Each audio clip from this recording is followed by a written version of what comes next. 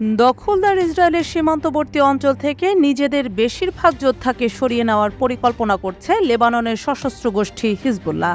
গত রবিবার হিজবুল্লাহর একটি সূত্রের বরাতে এ তথ্য জানিয়েছে লেবাননি সংবাদ মাধ্যম আদ-দিয়ার। ঘনিষ্ঠ সূত্র থেকে প্রাপ্ত খবর অনুযায়ী সংবাদ মাধ্যমটি বলছে, এখন থেকে সীমান্ত এলাকা থেকে অ্যাটাক ড্রোন ব্যবহার করে ইসরায়েলে হামলা চালানো হবে। এছাড়া ইসরায়েলের ভেতরে হিজবুল্লাহর যে গোয়েন্দা নেটওয়ার্ক রয়েছে সেটিকে শক্তিশালী করার পরিকল্পনাও করা হচ্ছে বলে জানিয়েছে ইরান সমর্থিত শক্তিশালী এ সশস্ত্র গোষ্ঠী।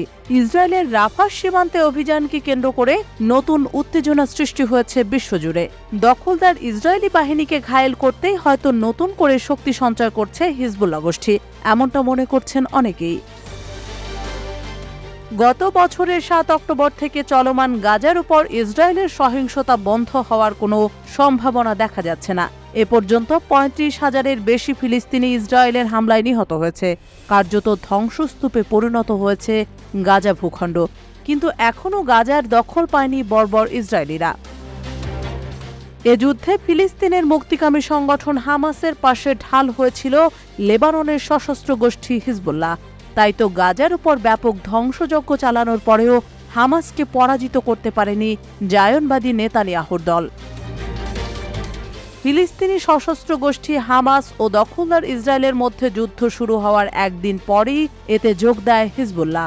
তারা ড্রোন, রকেট ও ক্ষেপণাস্ত্র ব্যবহার করে ইসরায়েলের বিভিন্ন অবৈধ বসতি ও সামরিক অবকাঠামোতে হামলা চালানো শুরু করে। ইসরায়েলিদের সব জায়গা থেকে নির্মূল করার লক্ষ্যে গাজার পাশাপাশি লেবানন সীমান্তেও সদা পাহারায় ছিল হিজবুল্লাহ গোষ্ঠী।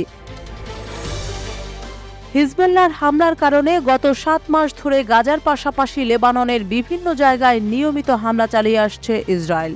এতে করে অনেক বেসামরিক মানুষ সহ হিজবুল্লাহর শতাধিক যোদ্ধা নিহত হয়েছেন।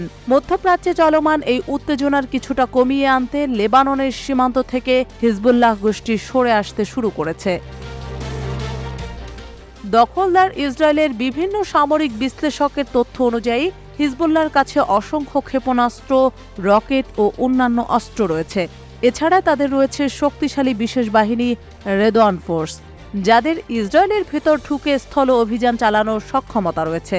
মধ্যপ্রাচ্য ও পশ্চিমা দেশগুলোর আশঙ্কা, এই পরিস্থিতি চলতে থাকলে হিজবুল্লাহ ও ইসরায়েলের মধ্যে পূর্ণমাত্রার যুদ্ধ শুরু হতে পারে।